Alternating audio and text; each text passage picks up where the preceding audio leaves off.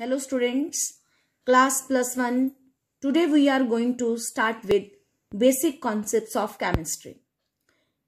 As we know that chemistry is defined as that branch of science which deals with study of composition, structure and properties of matter. We have heard about matter. Matter is what? Anything that occupies space, has mass, has volume. So, which occupies space, has mass and volume. Volume means only that it occupies space. तो we have heard about matter. उस matter का सारा composition, structure and whatever the changes in the matter take place.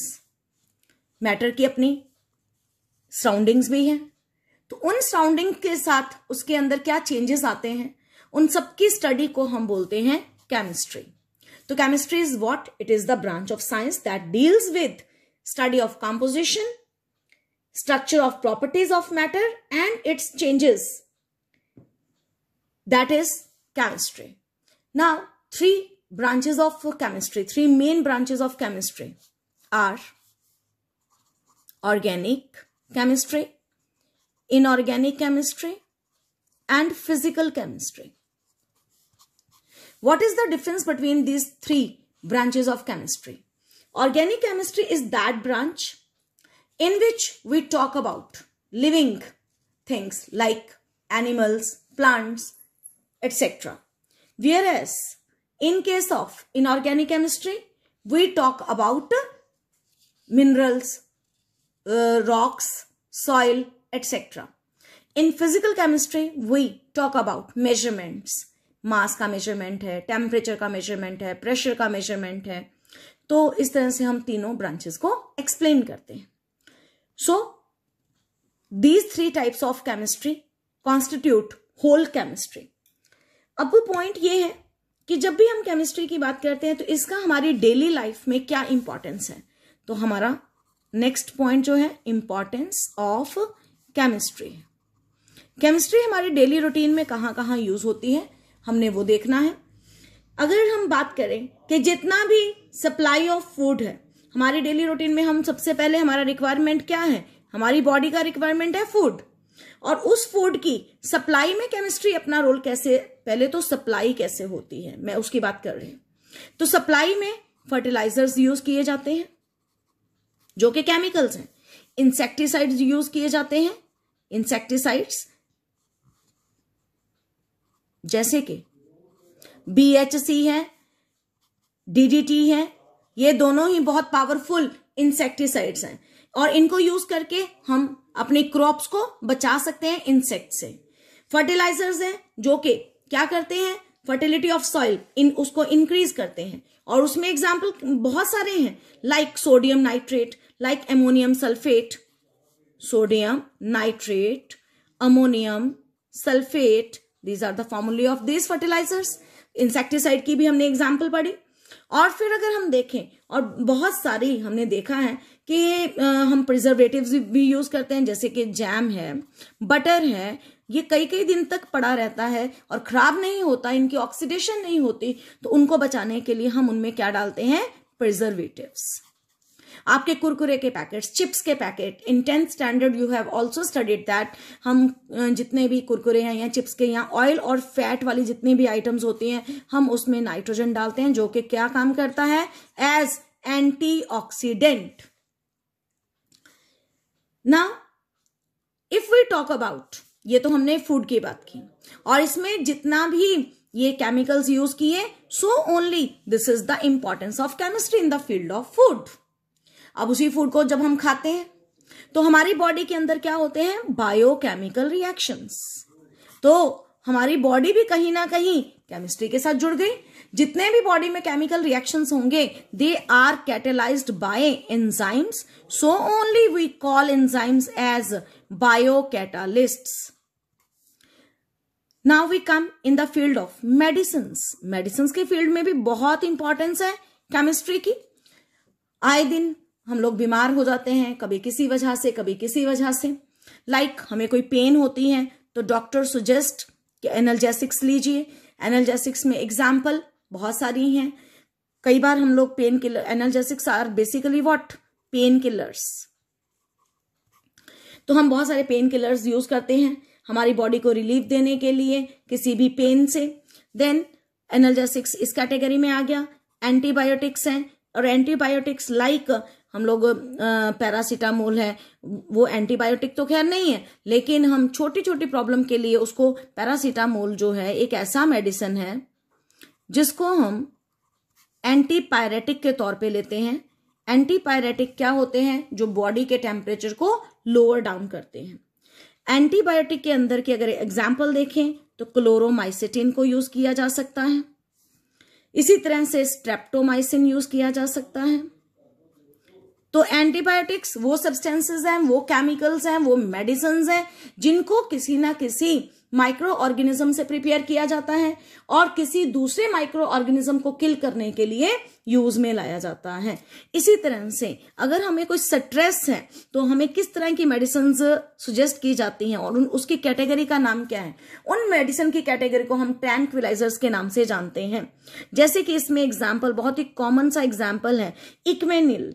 उस Equanil को, barbiturates को use किया जाता है एज ट्रैंक्विलाइजर, जो कि स्ट्रेस रिलीवर होते हैं और हमें किसी भी स्ट्रेस से जो है रिलीफ मिलता है। देन एनाल्जेसिक्स के बाद हम बात करते हैं जैसे कि एंटीसेप्टिक्स हैं, डिसइंफेक्टेंट्स हैं। What is the difference between in these two types of drugs? Antiseptics और डिसइंफेक्टेंट्स में क्या डिफरेंस होता है? एंटीसेप्टिक्स वो केमिकल्स हैं जो कि हम अपनी बॉडी पे, यानी कि लिविंग टिश्यूज पे अप्लाई कर सकते हैं ताकि वहां के जो माइक्रो ऑर्गेनिजम्स हैं उनको हम किल कर सके। वेयर एज डिसइंफेक्टेंट्स ऐसे केमिकल्स हैं जिनको हम नॉन लिविंग ऑब्जेक्ट्स पे यूज करते हैं, जैसे कि टॉयलेट में, फ्लोर पर, टाइल्स पर, उनके माइक्रो ऑर्गेनिजम्स को किल करने के लिए। एंटीसेप्टिक में बहुत सारी एग्जांपल्स हैं। हम सोफ्रामाइसिन लगाते हैं, फिर हम आयोडीन लगाते हैं, सेवलॉन यूज करते हैं, डेटोल यूज करते हैं। और डिसइंफेक्टेंट में हम क्या यूज करते हैं? जैसे कि फिनोल, घरों में हम जब भी पोछा लगाते हैं उसमें फिनोल डालते हैं।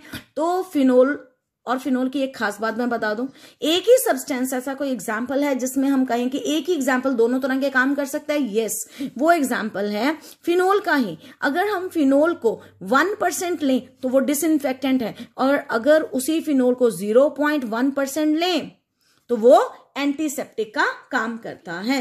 तो इस तरह से हमने देखा कि मेडिसिन के फील्ड में भी इनका बहुत सारा जो है कंट्रीब्यूशन है। इसी तरह से आजकल कैंसर बहुत फैला हुआ है, पानी की वजह से कैंसर की बहुत प्रॉब्लम फैली हुई है, और कैंसर को मारने के लिए, किल करने के लिए इसके अगेंस्ट जो मेडिसिन है cisplatin, it is very common example. जो मेडिसिन कैंसर के लिए यूज की जाती है दैट इज सिस्प्लैटिन। इसी तरह से एड्स के लिए AZT, यानी कि AZT फुल फॉर्म क्या है? एजिडोथाइमिडिन, इसको यूज किया जाता है। तो एक एक नंबर के ये क्वेश्चन आपको आ सकते हैं कि इसके लिए कौन सा ड्रग है या इसके लिए कौन सा ड्रग है, तो इनकी फुल फॉर्म्स भी हमें पता होना चाहिए। जैसे मैंने आपको ऊपर इंसेक्टिसाइड्स बताए दो, तो हमारे पास ये इंसेक्टिसाइड, मैं इनकी फुल फॉर्म्स भी आपको बता ही दूं। BHC इसका फुल फॉर्म है बेंजीन हेक्साक्लोराइड। DDT का फुल फॉर्म है डाइक्लोरो डाइफिनाइल ट्राइक्लोरोइथेन। तो ये हमारे पास क्या है? Powerful insecticides. तो ये मेडिसिन के फील्ड में हुआ। इसी तरह से अगर हम और इसकी कॉन्ट्रीब्यूशन की बात करें तो जो है हमारे पास क्या कौन कौन सी एग्जांपल्स आती हैं, लेट्स सी। जैसे कि अगर हम इंडस्ट्रीज की बात करें, टेक्सटाइल इंडस्ट्रीज में, वहां पे भी बिना केमिकल के कोई भी काम नहीं होता है। टेक्सटाइल इंडस्ट्री में हम लोग यूज करते हैं, क्लोरीन को यूज करते हैं, सल्फर डाइऑक्साइड को यूज करते हैं, जो कि माइल्ड क्या है? क्लोरीनेटिंग एजेंट जो हैं वो क्या करते हैं? वो ब्लीचिंग एक्शन का काम करते हैं। तो इनमें ब्लीचिंग एक्शन के लिए क्या क्या यूज हो सकता है? क्लोरीन यूज किया जा सकता है और सल्फर डाइऑक्साइड यूज किया जा सकता है। तो टेक्सटाइल इंडस्ट्री में भी हम बिना केमिकल के कुछ नहीं कर सकते। इसी तरह से सीमेंट इंडस्ट्री में, सीमेंट इंडस्ट्री के अंदर कैल्शियम और सिलिकॉन के ऑक्साइड्स को यूज किए जाते हैं, और ये भी सारे क्या हैं, केमिकल सब्सटेंसेस हैं। घर के अंदर अगर हम देखें, हम हमारे कंफर्ट के लिए जितनी चीजें बनी हैं, वुड के अंदर वुड को पॉलिश करते हैं तो भी केमिकल यूज करते हैं, पेंट्स करते हैं तो भी केमिकल्स का इस्तेमाल करते हैं। तो इन सारी एग्जाम्पल्स के थ्रू हमने ये पढ़ रहे हैं कि केमिकल्स के बिना हमारी लाइफ जो है वो कंप्लीट नहीं होती है। अगर हम न्यूक्लियर वार्स की बात करें तो न्यूक्लियर वार्स में भी केमिकल्स का बहुत इंपॉर्टेंट हाथ है, जैसे कि TNT है, डायनामाइट है, ये सब हमने बातें सुनी हुई हैं। TNT its full form is trinitrotoluene, या फिर डायनामाइट, या फिर nitroglycerine, all are chemicals used in making bombs. तो एटॉमिक बॉम्ब्स बनाने में इनका भी हम यूज करते हैं। आपने अपने डेली रूटीन में ये वर्ड तो बहुत बार सुना होगा, पॉलीथीन। पॉलीथीन इज व्हाट, जो हम अपने घरों में यूज करते हैं, पॉलीथीन बैग्स, कोई भी कैरी करने के लिए सामान वगैरह, तो उसमें इथीन का जो पॉलीमर है दैट इज कॉल्ड पॉलीइथीन। तो इथीन इज व्हाट, इथीन का फॉर्मूला होता है C2H4, और इसके कई मॉलिक्यूल आपस में जुड़ के क्या बनाते हैं, N मॉलिक्यूल्स इसके जुड़ते हैं, एंड वी गेट पॉलीथीन। तो पॉलीथीन भी एक हमारा केमिकल सब्सटेंस है। तो इस तरह से हमने ये देखा कि केमिस्ट्री का डेली रूटीन में कहाँ कहाँ पर यूज है। नाउ मैटर का डेफिनेशन हम ऑलरेडी पढ़ चुके हैं। अगर मैं मैटर का classification now I am going to discuss, it is of 2 types, physical and chemical. And physical classification के अंदर again it is of 3 types, solid, liquid, gas. और इन तीनों का डिफरेंस तो वी नो, सॉलिड, लिक्विड और gas, तीनों का डिफरेंस क्या है। सॉलिड्स वो चीजें होती हैं विच हैव बहुत ही टाइट पैकिंग होती है सॉलिड्स के केस में पार्टिकल्स की, और नो इंटर पार्टिकल स्पेसेस और very little inter particle spaces. और लिक्विड में पार्टिकल दूर दूर होते हैं और गैस में पार्टिकल फार अवे, बहुत दूर दूर होते हैं। This is the arrangement difference between this 3। अगर हम कहें कि किसी भी यहां पे सॉलिड की डेफिनेट शेप, डेफिनेट वॉल्यूम होता है, लिक्विड का डेफिनेट वॉल्यूम जरूर होता है पर डेफिनेट शेप नहीं होती। जिस कंटेनर में उसको रखा जाता है उसी का वो शेप एक्वायर करता है। और गैस का neither definite shape not definite volume. और एग्जाम्पल्स की बात करें, जितने भी शुगर है, आयरन है, गोल्ड है, जितनी इर्द गिर्द चीजें आपको सॉलिड नजर आती हैं वो हमने सॉलिड्स के नाम से जानते हैं। और लिक्विड में क्या है, वाटर है, ऑयल है, वो लिक्विड की कैटेगरी में आ गए। और गैस में hydrogen, oxygen, nitrogen, carbon dioxide, these are gases. Now, one more point is that जब भी कोई सॉलिड हो वो कोई किसी लिक्विड में कन्वर्ट किया जा सकता है, and this process is interconvertibility, and this topic is called interconvertibility of matter. तो interconvertibility of matter means what, that solid can be changed into liquid and liquid can be changed into solid. Liquid can be converted into gas and gas can be converted into liquid. और solid जब भी liquid में convert होता है that is called what? इसे बोलते हैं fusion और melting. और जब कोई liquid solid बनता है तो उसे क्या बोलते हैं, जब भी कोई liquid solid बनता है उसे हम freezing के नाम से जानते हैं। Then whenever liquid is converted into gas, it is called evaporation or vaporization, or we also call it as boiling. और जब भी गैस लिक्विड में कन्वर्ट होता है तो दिस इज कॉल्ड कंडेंसेशन। कोई भी सॉलिड गैस में भी कन्वर्ट हो सकता है और गैस सॉलिड में भी कन्वर्ट हो सकती है। अगर सॉलिड से गैस बना दिस इज कॉल्ड सब्लिमेशन, जिसमें कोई भी लिक्विड स्टेट रास्ते में नहीं बनेगी। और गैस जब भी सॉलिड में कन्वर्ट होता है तो दैट इज कॉल्ड सॉलिडिफिकेशन, और इसमें जो सॉलिड सब्सटेंस है वो इकट्ठा होता जाएगा, गैसेस कंबाइन करके सॉलिड चीजें बनाती जाएंगी। अगर कोई सॉलिड लिक्विड बना, ये काम हीटिंग करवाने पे होता है, लिक्विड गैस बना तब भी हीटिंग करवाते हैं, और जब वापस जाता है ये रिएक्शन तो क्या करवाएगा, कूलिंग। तो 2 प्रोसेसेस, बाय हीटिंग और cooling we can convert one state of matter into another, and this is called interconvertibility of matter.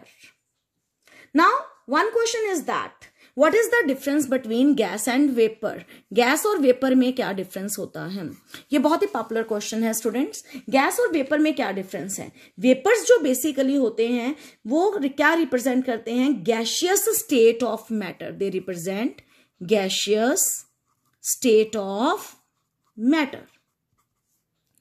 वो मैटर जो लिक्विड हो एट रूम टेम्परेचर।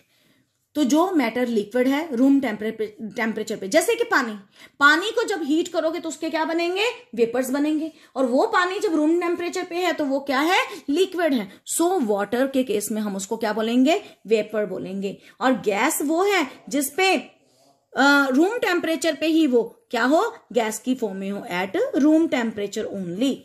तो ये नहीं कि उसको हीट करना पड़ा, गैस के जो पार्टिकल्स हैं वो रूम टेम्परेचर पे ही गैसियस स्टेट में आते हैं, वो वेपर फेज में नहीं है। तो जो अमोनिया है वो गैस होती है, ना के वेपर, और जो वाटर है वो क्या है, वेपर है। तो this is the difference. Ammonia gas है क्योंकि वो रूम टेम्परेचर पे भी उसके जो पार्टिकल्स हैं वो क्या कर रहे होते हैं, उड़ रहे होते हैं।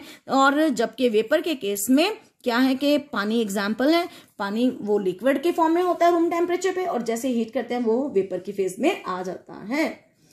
नाउ केमिकल कंपोजिशन की बात करूं अगर, तो केमिकल कंपोजिशन में दो तरह के से हम ब्रॉडली उसकी क्लासिफिकेशन कर सकते हैं, और वो क्या क्या है बच्चों, होमोजीनियस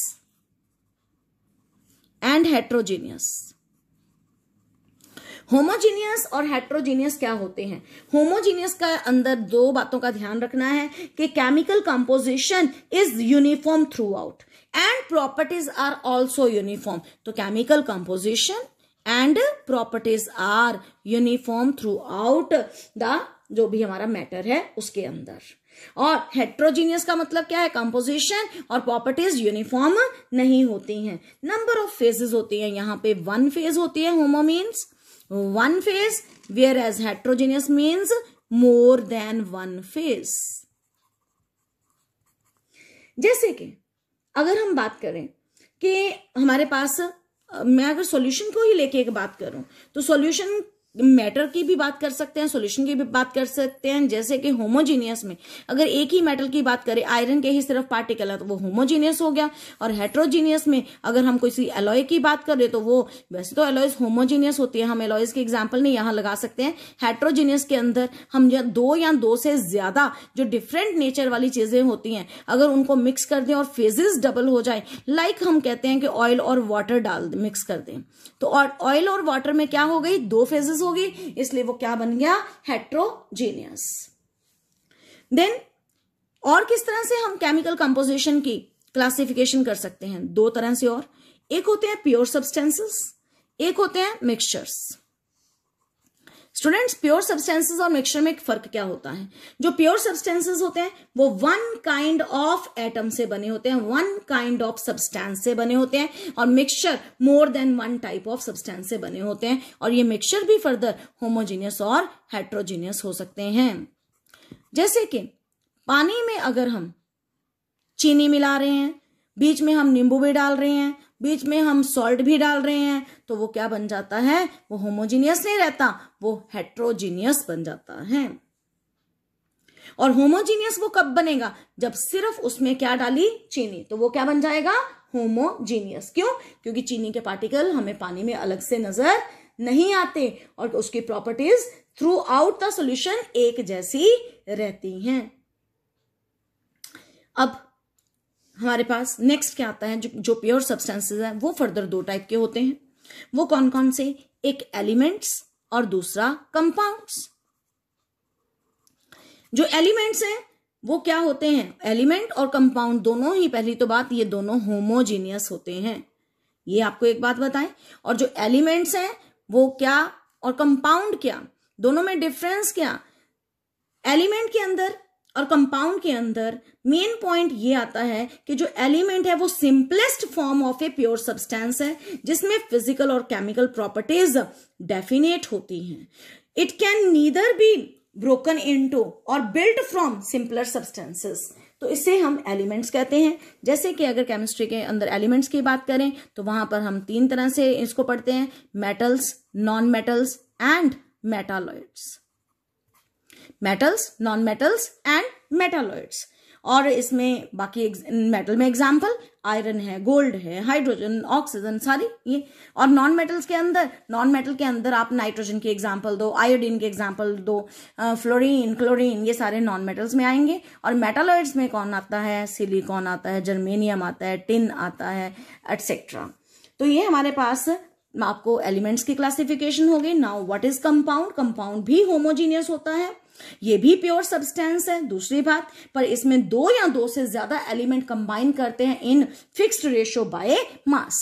ये फिक्स्ड रेशियो बाय मास का मतलब कंपाउंड में क्या है? जैसे कि मैं कंपाउंड की अगर एग्जांपल लूं तो इसमें हम वाटर की एग्जांपल लेते हैं। तो वाटर को चाहे हम अमृतसर से लें, चाहे ऑस्ट्रेलिया से लें, या चाहे टैप से लें, चाहे वेल से लें, इसमें हाइड्रोजन इज टू ऑक्सीजन का रेशो हमेशा फिक्स होता है। वो रेशो कितना होता है? हाइड्रोजन का मास 1 होता है, पैर में 2 लिखा है तो 2 ग्राम हो गया।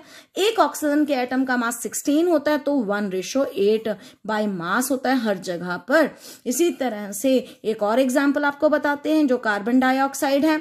इसके अंदर जो हमारे पास एटम्स की रेशो है वो क्या है? 12 इज टू ऑक्सीजन को 2 के साथ मल्टीप्लाई किया, यहाँ पे 16 इंटू 2 32 हो गया, और रेशो क्या निकल आई? 3:8 बाय मास। तो ये कंपाउंड है जिनमें एलिमेंट्स का रेशो फिक्स्ड होता है बाय मास। और दूसरा पॉइंट हमने पहले ही बताया, ये 2 या 2 से ज्यादा एलिमेंट्स का मिलके बना होता है। और तीसरी बात है ये हमने बताई कि ये होमोजीनियस और प्योर होते हैं, और इनको भी एक दूसरे से अलग करना बहुत डिफिकल्ट होता है। सिर्फ केमिकल मेथड से ही हम किसी कंपाउंड के एलिमेंट्स को सेपरेट कर सकते हैं, अदरवाइज नहीं कर सकते हैं। तो हमने स्टूडेंट्स ये पढ़ा, मिक्सचर में आपको ऑलरेडी बता चुकी हूं। तो ये था हमारा general introduction to the chapter. और इसमें अब एक चीज और हम बताने जा रहे हैं, वो क्या है? तो that is also very much important. Let's see. तो स्टूडेंट्स, जो एटम है और मॉलिक्यूल, उन दोनों में डिफरेंस क्या होता है? What is the difference between atom and molecule? तो atom is the smallest particle of an element which may or may not be capable of independent existence. उसकी अपनी independent existence हो भी सकती है, नहीं भी हो सकती है। 2 तरह से exist करता है, independent existence और not independent means combined form में। कैसे? जैसे कि अकेला सोडियम, कॉपर, सिल्वर, गोल्ड, ये सारे इंडिपेंडेंट एग्जिस्टेंस में आ गए, जबकि H2O2 N2 वो किस फॉर्म में आ गए? जो नॉट इंडिपेंडेंट एग्जिस्टेंस होती है। नाउ मॉलिक्यूल क्या? It is the smallest particle of an element और compound which can exist freely, जो फ्रीली एग्जिस्ट करता है। जैसे कि कौन सा एग्जाम्पल हम मॉलिक्यूल में ले सकते हैं? इसमें 2 तरह की एग्जाम्पल्स मैं आपको बताने जा रही हूं। Molecules of elements, molecule of element, और दूसरा molecule of compound. Molecule of element के अंदर हम बात करेंगे, इनको हम एक और नाम से जानते हैं, होमो एटॉमिक मॉलिक्यूल्स, और इनको मॉलिक्यूल ऑफ कंपाउंड का दूसरा नाम हेट्रो एटॉमिक मॉलिक्यूल्स। तो कैसे स्टूडेंट्स? इसमें एग्जाम्पल H2O2 N2, जाने कि जिसमें एलिमेंट सेम हो और उसी के ही एटम जो हैं वो ज्यादा, उसे हम मॉलिक्यूल ऑफ एलिमेंट कहते हैं। और कंपाउंड के अंदर एग्जाम्पल वाटर, CO2, अमोनिया, आप कोई भी लिख सकते हो, जिनमें एटम डिफरेंट हो। यहां पे एटम्स सेम एलिमेंट के हैं, यहां पे एटम डिफरेंट एलिमेंट के हैं। और यहां पे एक और पॉइंट, इनके केस में जैसे O3 है, P4 है, S8 है, और एग्जाम्पल्स मैंने आपको दे दी। इसमें एक और टर्म हम पढ़ सकते हैं, एटॉमिसिटी। इसके केस में एटॉमिसिटी, जैसे हाइड्रोजन के पैर में क्या लिखा? 2। तो atomicity is what? It is the number of atoms with in the molecule. एक ही मॉलिक्यूल के अंदर कितने एटम्स है, दैट इज कॉल्ड एटॉमिसिटी। और इसके केस में H2 के केस में एटॉमिसिटी का वैल्यू 2 है। अगर मैं बात करूं ओजोन के अंदर एटॉमिसिटी का वैल्यू 3 है, फास्फोरस के अंदर 4 है, सल्फर के अंदर 8 है। तो this is all about this topic, and I hope so this would be understandable to everyone. Thank you. Have a good day.